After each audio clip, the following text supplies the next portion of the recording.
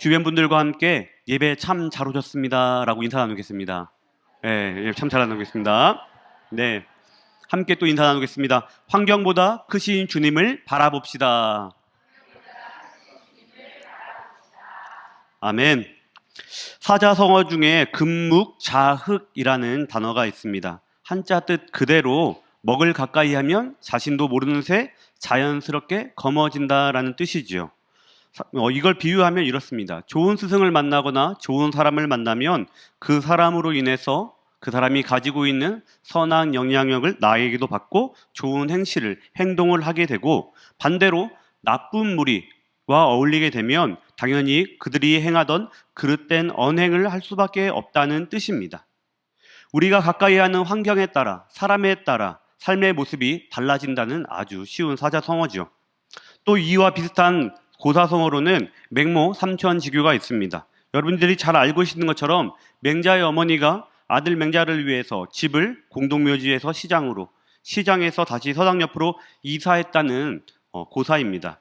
이사의 이유를 부정적으로 해석하건 또 혹은 긍정적으로 이해하며 접근하건 상관없이 이 금묵자옥과 마찬가지로 주변 환경에 따라서 사람이 영향을 받는다라는 것에는 분명한 고사성어입니다. 오늘 수요 예배를 드리고 계신 여러분께 질문합니다. 여러분 요즘 어떤 환경과 어떤 사람, 어떤 이야기를 가까이 하며 지내고 계십니까?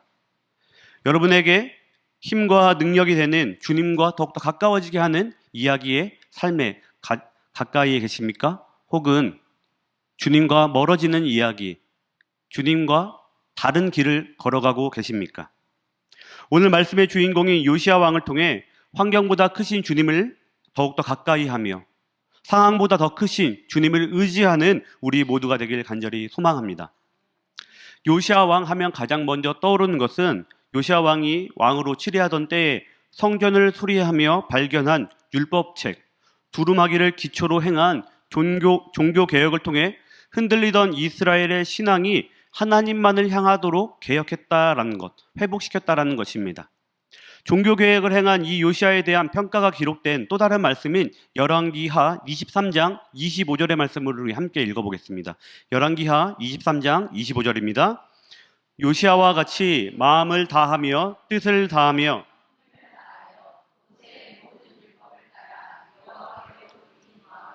요시야 전에도 없었고 후에도 아멘. 요시야 왕은 지금 읽은 25절의 말씀처럼 요시야처럼 하나님을 믿고 따르던 사람이 앞에도 뒤에도 없었다라는 놀라운 긍정적인 평가를 받게 됩니다. 또한 요시야 왕이 무기또 전투에서 전사하자 예레미야 선지자는 애가를 지어 불렀고 백성들은 그 애가를 따라 부르며 요시야 왕의 신앙과 삶을 기억하고자 했습니다. 그런데 전무후무한 왕으로 평가받던 이 요시야 왕이지만 왕으로서의 그의 첫걸음은 순탄할 수가 없었습니다. 오히려 왕으로서 그가 디딘 첫 발은 마치 살얼음 위를 걷는 것 같은 어려움, 난관 같은 상황이었습니다. 본문 역대하 34장 1절 말씀처럼 요시야 왕은 8살의 나이에 왕이 되었습니다. 8살이라는 어린 나이에 왕이 된 그에게 한 국가를 어떻게 통치할 것인가, 하나님께서 보시기에 어떠한 나라로 만들 것인가라는 분명한 비전과 계획이 있었을까요? 그렇지는 않았을 것입니다. 조선시대 사도세자가 2살 때 세자로 책봉되었다라고 하는 기록을 봤습니다. 2살에 세자 수업을 시작했다 하더라도 요시야 왕은 5년 남짓밖에 왕이 될 준비를 못한 것이죠. 더욱이 요시야의 할아버지 므낫셋은 50년간 남유다를 통치했습니다. 그의 아버지 아몬이 20살에 즉위하여 22년간 치리한 것을 감안하면 요시야는 왕이 되기 이전까지 내가 언제 왕이 될 것이라는 생각 자체를 하지 않는 그냥 말 그대로 8살 아이에 불과했을 것입니다. 극단적으로 말하면 기본적인 의사소통이 가능했을 것입니다. 언어와 간단한 연산 능력 정도 갖춘 초등학교 1학년 나이에 한 나라의 왕이 된 것입니다. 그런데 왕으로서 요시야의 첫걸음이 쉽지 않았던 것은 비단 8살이라는 나이, 왕으로서의 준비 과정이 짧았던 것에만 있는 것은 아닙니다. 그의 가정, 신앙의 배경, 환경이 더 큰 문제였기 때문입니다. 앞서 언급한 대로 요시아 왕의 할아버지 므낫셋은 12세에 즉위해서 50년 동안 남유다를 통치했습니다. 므낫셋 왕이 아수르에서 포로 생활을 하긴 했지만 하나님 앞에서 회개하며 되돌아왔을 때에도 근본적으로 이 므낫셋 왕은 이방 국가인 아시리아에게 우호적인 정책을 펼치던 왕이었습니다. 친아시리아 정책을 펼쳤다라는 것은 단순히 이방 국가와 친하게 가깝게 지냈다라는 것의 정도의 차원이 아니라 아시리아의 신과 우상을 받아들이고 그 나라의 신을 우리도 동일하게 여겼다, 왕으로 신으로 여겼다라는 것입니다. 실제로 므낫셋 왕은 그의 아버지 히스기야가 이스라엘의 우상이 아닌 것, 하나님의 뜻에서 벗어난 모든 것들을 제거하는 일들을 했음에도 불구하고 그는 아버지 히스기야와는 정반대의 길을 걸어갔습니다. 바알과 아세라를 모셨고 일월성신을 위한 제단까지도 만들며 우상을 섬겼던 것이 바로 요시아 왕의 할아버지 므낫셋이었습니다. 이방이던 아모리 족속보다 더 심하게 우상을 숭배했고 결국에는 북이스라엘 아합과 함께 악한 왕으로 평가받는 것이 바로 므낫셋 왕입니다. 더 안타까운 것은 므낫셋의 뒤를 이어 20세의 왕이 된 요시아의 아버지 아몬도 아버지 므낫셋가 어떻게 하나님을 배반하고 우상을 섬기다가 숨을 졌는지 최후를 맞이했는지를 알고 있으면서도 남유다를 2년 동안 통치하면서 아버지의 길을 그대로 걸어갔습니다. 결국 요시아 왕은 자신이 스스로 극복하기 어려운 환경, 8살이라는 나이의 한계와 함께 우상 숭배의 흐름이라는 뗄 수 없는 꼬리표를 가진 채로 한 나라의 모든 것을 책임져야 하는 왕이 된 것입니다. 이런 환경 속에서 요시아는 8살이라는 이 어린아이는 어떤 생각을 할 수 있었을까요? 어떻게 하면 하나님과 백성들로부터 인정받을 수 있는 왕이 될까라는 생각을 했을까요? 어떤 정책으로 남유다를 확장시킬 수 있을까를 생각했을까요? 불과 8살의 나이에 왕이 된 요시아 왕은 왕이라는 권력과 정책을 펴기보다 왕이 주는 자리, 그 자리가 주는 공포와 불안으로 매일매일 걱정했을 것입니다. 누구라도 아버지의 암살 후 8살의 왕이 된다면 내가 어떻게 해야 죽임을 당하지 않을 수 있을까? 내가 어떻게 해야 살아남을 수 있을까를 매일 밤마다 고민하며 그 공포가 머릿속을 떠나지 않았을 것입니다. 할아버지는 증조 할아버지 히스기야와 달리 우상 숭배를 하다 포로 생활을 했고 아버지는 할아버지처럼 우상 숭배를 하다가 암살당했습니다. 이런 환경 속에서 흐름 속에서 요시아는 어떤 생각을 하고 어떤 결정을 내리는 것이 맞았을까요? 그 결정이 3절 말씀에 담겨 있습니다. 요시아의 결정인 3절 말씀을 함께 읽겠습니다. 아직도 어렸을 때 곧 왕위에 있은 지 8년에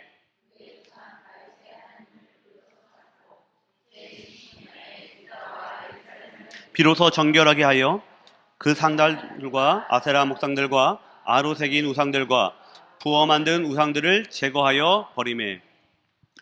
요시아가 왕으로 등극한 지 첫 8년 동안 어떠한 정책과 행보를 보였는지 정확히 알 수는 없지만 그렇다고 그는 분명히 아무것도 하지 않은 것은 아닐 것입니다. 어린 나이, 불신앙, 흔들리는 왕권을 지키기 위해서 8년 동안 끊임없이 고민하며 걱정했을 것입니다. 어쩌면 그 고민은 왕권을 지키는 것만이 아니라 자신의 생명을 지키기 위한 것일 수도 있었습니다. 어찌되었던 요시아 왕은 어린 나이에 불신앙이라는 꼬리표가 달린 채 왕이 되어 하루하루를 위태롭게 살아가다 드디어 비로소 다윗 왕이 의지하고 바라보던 하나님을 찾고 만나게 된 것입니다. 기록에는 없지만 아마도 다윗 왕이 고백했던 시편 23편의 고백처럼 여호와는 나의 목자시니 내게 부족함이 없으리로다. 그가 나를 쉴만한 물가로 인도하시는도다. 내가 여호와의 집에 영원히 살리로다 라는 이 시편 23편의 고백이 요시아 왕에게 커다란 힘과 희망이 되었을 수도 있습니다. 또 다윗 왕처럼 환경과 상황보다 더 크신 주님을 바라보며 하나님이 주시는 힘과 능력, 위로와 담대함을 받기를 원했을 것이고 그래서 여호와의 집에 영원히 살고자 하는 바람을 표현했을 것입니다. 제가 성도님들의 삶에 세세하게 알지 못하지만 개인적으로 극복하기 힘든 상황들, 어쩌면 힘이 빠지는 문제들이 있을 것입니다.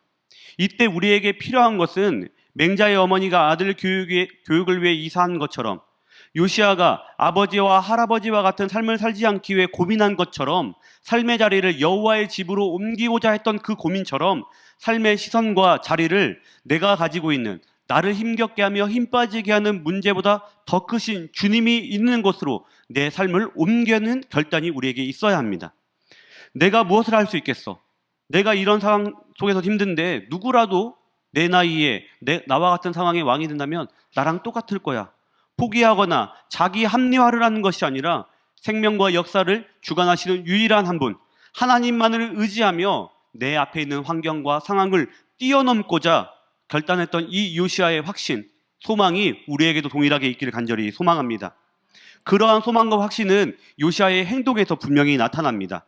6절과 7절 말씀 함께 읽겠습니다. 6절, 7절입니다. 또 므낫세와 에브라임과 시므온과 납달리까지 사면 황폐한 성읍들에게도 그렇게 행하여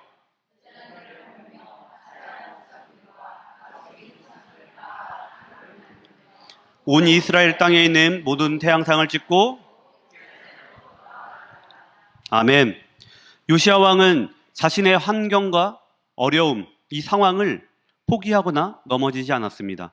환경보다 더 크신 주님을 의지하며 할아버지와 아버지가 행했던 악한 행동을 포함해서 이스라엘의 모든 악행을, 우상을 10년 동안 철저하게 파괴했습니다.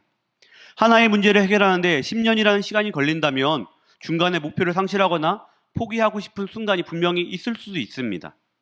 그럼에도 불구하고 요시아 왕은 이 10년이라는 기간을 두려움과 좌절의 시간으로 보내지 않고 나 외에 다른 신을 만들지 말라라는 하나님의 말씀에 집중적으로 순종하며 하나님을 향한 불순종과 불신앙을 완전히 뿌리 뽑아 가루로 빻을 정도로 완전히 제거해서 이스라엘에 속한 모든 사람, 모든 땅을 정결하게 하고자 행동하였습니다. 요시아 왕이 이러한 올바른 신앙의 결단과 행동을 옮겼기에 하나님 앞에서는 물론이고 백성들 앞에서 열왕기 하의 말씀처럼 전무후무한 왕으로 평가되어지고 있는 것이죠. 요시아 왕처럼 상황보다 크신 주님을 바라보며 하나님만을 바라보며 하나님께서 주시는 힘과 능력, 위로를 누리는 우리 모두가 되길 간절히 소망합니다. 그렇다면 어떠한 환경 속에서도 우리의 신앙과 삶이 흔들리지 않고 주님을 더욱더 바라보기 위해서, 주님을 더욱더 소망하기 위해서 우리는 어떠한 신앙의 모습과 태도를 갖추어야 되는 것일까요? 말씀 속에서 우리를 환경보다 더 크신 주님을 바라보게 하는 신앙인으로, 그리스도인으로 거듭나게 하는 두 가지에 대해서 살펴보고자 합니다. 우리는 건강, 부유, 여유 등의 목표를 가지고 있고 그것을 이루기 위해 노력합니다. 그러나 당시 이스라엘 민족은 가나안 땅에서 더 풍요로운 농작물을 얻기 위해서 바알과 아세라를 숭배했습니다. 또 주변 국가들처럼 강대국이 되고자 일월성신이라는 우상을 숭배했습니다. 하지만 이러한 그들의 노력은 헛된 것에 불과했던 것이죠. 우리도 마찬가지인 것 같습니다. 우리가 바라는 건강, 부유, 여유, 평안을 위해서 여러 가지 노력을 하지만 그것이 때로는 하나님의 뜻과 하나님의 말씀 앞에서 일치되지 않을 때가 있다는 겁니다. 틀릴 때가 있다는 이야기죠. 우리의 모습과 노력이 불신앙이나 불순종이 아닌 환경보다 더 크신 주님을 바라보는 믿음과 신앙이 되기 위해서는 하나님 말씀만, 하나님의 뜻만 온전히 붙잡고 깨달아야 된다는 것입니다. 오늘 본문 아니지만 15절과 16절 말씀 우리 화면을 통해 함께 읽겠습니다. 15절, 16절입니다. hil기야가 서기관과 사반에게 말하여 이르되 내가 여호와의 전에서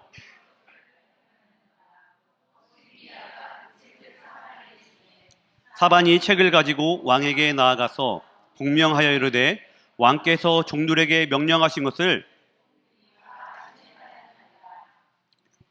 요시아 왕의 명령으로 성전을 수리하던 중 율법책이 발견됩니다. 그런데 이 율법책이 유일한 율법책이 분명히 아니었음에도 불구하고 요시아 왕은 이어지는 19절에서 이렇게 19절 말씀처럼 율법의 말씀을 듣고 옷을 찢으며 애통했을까요? 또 25절의 말씀처럼 우상을 숭배하는 사람들을 향해서 이스라엘 땅을 향해서 하나님의 심판을 경고한 것일까요? 우선 발견된 율법책 두루마기는 출애굽기 6장 7절과 같은 말씀이라고 여겨집니다. 제가 읽어드리겠습니다. 너희를 내 백성으로 삼고 나는 너희의 하나님이 되리니 나는 애굽 사람의 무거운 짐 밑에서 너희를 빼낸 너희의 하나님 여호와인 줄 너희가 알지니라. 출애굽기 6장 7절 말씀처럼 하나님만이 애굽의 종살이에서 구원을 허락하신 분임을 강조하며 이스라엘 민족과 그 땅에 살아가는 모든 생명은 하나님을 떠나서 다른 것, 우상에게 의지해서는 살아갈 수 없다라는 것입니다. 우상 숭배에 관한 것은 결국 멸망이 될 뿐이다 라고 경고하는 것이죠. 그런데 여러분, 이 내용이 요시야 왕 시대에만 발견된 말씀일까요? 그동안 알지 못했던 새로운 내용이었을까요? 하나님만이 구원을 행하신다라는 이 핵심은 당시 이스라엘 민족뿐만 아니라 지금 우리에게도 전혀 낯설지 않은 내용입니다. 결국 당시의 이스라엘 민족과 지금의 우리가 율법, 하나님의 말씀, 하나님의 뜻을 알지 못해서 하나님과 멀어지고 우상을 가까이 한 것이 아니라는 것입니다. 핵심은 요시야 왕이 행한 종교개혁의 출발점이 된 이 율법책이 발견된 장소입니다. 이 율법책이 어디서 발견됐습니까, 여러분? hil기야가 어디서 발견한지 아십니까? 성전을 수리하던 중에서 발견되었습니다. 성전에서 발견된 것이죠. 우리가 환경보다 더 크신 주님을 바라보기 위해서는 하나님의 말씀을 붙잡아야 되는데, 그러기 위해서는 성전 안으로 들어가야 되는 것이고, 그리고 그 말씀을 받았다면 성전 안에서만 살아가야 됩니까? 아니죠. 성전 밖으로 나와서 그 말씀 그대로 살아가야 되는 것이었습니다. 결국 이스라엘 민족이 요시야 왕 때 왜 이런 일이 있었는가? 하나님을 멀리하고 우상을 가까이 했는가? 성전 안에만 말씀을 가두어 놓았기 때문입니다. 다시 말해 hil기야가 발견한 율법책이 새로운 말씀이거나 이스라엘 민족이 율법을 읽지 않아서 하나님의 뜻과 멀어지고 우상과 가까워진 것이 아니라 하나님의 말씀을 성전 안에만 가두어 두고 하나님께 말씀을 받을 때만 성전 안으로 들어가고 성전 밖으로 나와서는 나에게 주신 말씀을 가지고 나오지 않고 내 방법대로, 내 생각대로, 우상의 방법대로 살아갔기 때문이라는 것입니다. 성도 여러분, 말씀을 통해 하나님께서 이스라엘 민족에게 주신 명령과 약속은 구약 시대에만 성전 안에만 갇혀 있는 것이 아닙니다. 간접적으로는 성경 속 여러 인물들과 사건들을 통해서, 직접적으로는 하나님의 말씀과 명령, 음성을 통해서 지금 이 순간에도 우리에게 분명히 임하고 있다는 것입니다.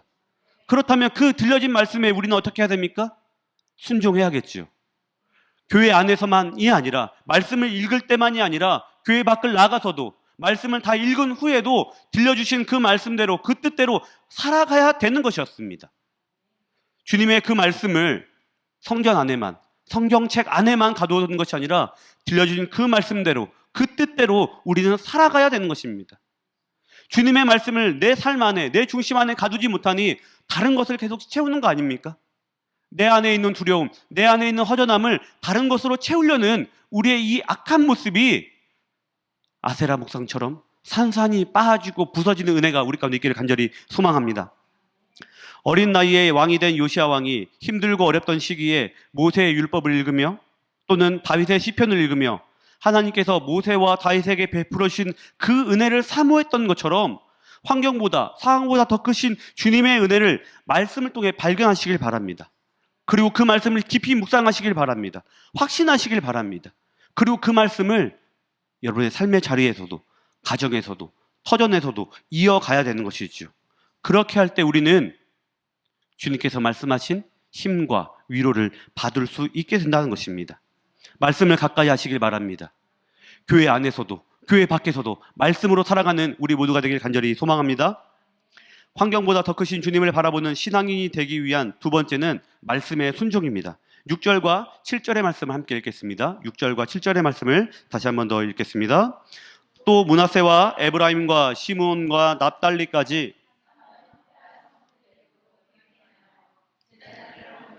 아세라 목상들과 아로테긴 우상들을 봐 가루를 만들며 온 이스라엘 땅에 있는 모든 태양상을 찍고 예루살렘으로 돌아왔더라.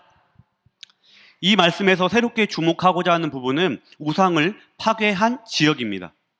요시야 왕이 우상을 파괴한 지역은 남유다, 자신이 통치하고 있던 남유다에만 해당된 것이 아니라 온 이스라엘, 이미 멸망을 당한 북이스라엘에 있는 우상들까지 제거했습니다. 그 지역까지 나아간 것이죠. 요시야 왕은 왜 이미 멸망한 북이스라엘 지역의 우상도 파괴한 것일까요? 이스라엘 민족이 가나안 땅에 입성, 정착하던 시기를 담고 있는 여호수아와 신명기의 말씀을 살펴보면 하나님께서 도우셔서 승리하셨다라는 기록이 있습니다. 그리고 그 기록 뒤에 늘 따라붙는 것이 무엇이냐면 우상 숭배의 씨앗이 될 수 있는 모든 것을 철저히 파괴하며 이렇게 기록했습니다. 호흡이 있는 것을 하나도 남기지 않았다라고 기록하고 있습니다. 하나님께서 도우셔서 승리를 했다면 그 뒤에 남아야 되는 것은 우상이 아니라 하나님을 향한 영광과 순종, 하나님께서 주신 힘에 대한 감사뿐이라는 것이죠. 결국 요시야 왕은 자신에게 필요한 부분과 말씀에만 순종하고 따랐던 것이 아니라 비록 시간과 노력이 더 필요하며 어쩌면 자신의 영향력을 넘는 북이스라엘까지도 주님의 뜻이라면 미루지도 불평하지도 회피하지도 않고 생명과 승리를 주신 그 하나님, 그리고 그 하나님께서 이 땅의 악을 멀리하라, 제거하라라는 그 말씀을 주셨기에 그대로 남유다와 북이스라엘까지 그대로 행한 것이지요. 우리 신앙인들이 목적지에 도착하기 위해서 걸어갈 길은 빠르거나 편한 길이 절대 아닙니다. 그렇다고 울퉁불퉁하고 막히는 길, 힘겨운 길도 아닙니다. 상황보다 더 크신 주님을 바라보는 신앙인이 목적지에 도착하기 위해 걷는 길은 주님께서 보여주신 길이고 주님께서 걸어가라고 말씀하신 길이라는 것입니다. 즉 우리 그리스도인들은 순종의 길을 걸어가야 된다는 거죠. 주신 말씀에 선택적으로 취사해서 하나는 받고 하나는 하지 않고가 아니라 주신 말씀이라면 그대로 따르고 순종하는 모습이 우리 가운데 있어야 된다는 것입니다. 만약 요시야 왕이 남유다에만 하나님의 뜻을 행하고 북이스라엘을 행하지 않았다면 요시야 왕이 하나님께 칭찬받는 왕이 될 수 있었을까요? 전무후무한 왕이 될 수 있었을까요? 자신의 상황을, 통치를 뛰어넘는 북이스라엘까지 그 땅까지 찾아가는 수고를 아끼지 않았기에 주님의 말씀에 순종하며 그 길을 걸어갔기에 온 이스라엘 땅에서 우상이 사라지게 된 것입니다. 환경보다 더 크신 주님을 바라봄으로 어려움을 이겨낸 또 한 명의 인물이 신약 속에 있습니다. 바로 베드로입니다. 누가복음 5장에 보면 우리가 너무나 잘 알고 있는 말씀이죠. 어부 베드로는 밤새도록 그물을 내렸음에도 한 마리의 물고기도 잡지 못하고 돌아와 지친 몸으로 그물을 정리하고 있었습니다. 그런 베드로에게 주님께서 찾아가셔서 무엇이라고 말씀하셨습니까? 누가복음 5장 5절의 말씀 우리 함께 읽겠습니다. 누가복음 5장 5절입니다. 시몬이 대답하여 이르되 선생님, 우리들이 밤이 새도록 수고하였으되 잡은 것이 없지만은 말씀에 의지하여 아멘. 주님께서는 베드로에게 깊은 데로 가서 그물을 내려 물고기를 잡으라라고 말씀하셨습니다. 예수님의 말씀을 듣게 된 베드로는 개인의 힘으로 능력으로는 이미 한계에 다다른 상황, 자신의 경험과 능력을 총동원해서 이미 밤새도록 수고했지만 물고기 한 마리도 잡지 못했던 그 바다로 다시 나아가서 주님의 말씀에 의지해 그물을 내리게 됩니다. 그런데 만약 이미 그물을 정리하고 있던 베드로가 주님의 말씀에 순종하지 않고 그냥 그 자리에 있었다면, 그물 정리를 마치고 집으로 돌아갔다면 어떻게 되었을까요? 당연히 물고기는커녕 손에 남는 것 하나 없이 허탈과 피곤함만 가지고 잠에 들었을 것입니다. 주님의 말씀을 전적으로 의지하며 순종하는 것이 우리의 생각과 우리의 뜻과 계획과 다를 때가 분명히 있습니다. 이렇게 해도 되나? 이렇게 하는 게 맞나? 내 계획보다 더 초월하는 건데? 내 생각보다 다른데? 라고 하며 불안할 때가 있다는 것이죠. 그럼에도 불구하고 베드로는 주님의 말씀에 전적으로 순종해서 다시 바다로 나아갔습니다. 다시 바다로 나아가는 순종과 결단이 있었기에 그물을 내릴 수 있었던 것이죠. 그리고 그 결과는 우리가 잘 알고 있듯이 그물이 찢어질 정도로 힘이 많은 물고기를 잡게 되었던 것입니다. 주님의 음성에 귀 기울이고 그 말씀에 순종하며 몸을 옮겼을 때, 먼 길을 갔을 때, 다시 바다로 나아갔을 때 우리의 환경과 상황, 내 힘을 뛰어넘는 주님의 은혜를 체험할 수 있게 된다는 것입니다.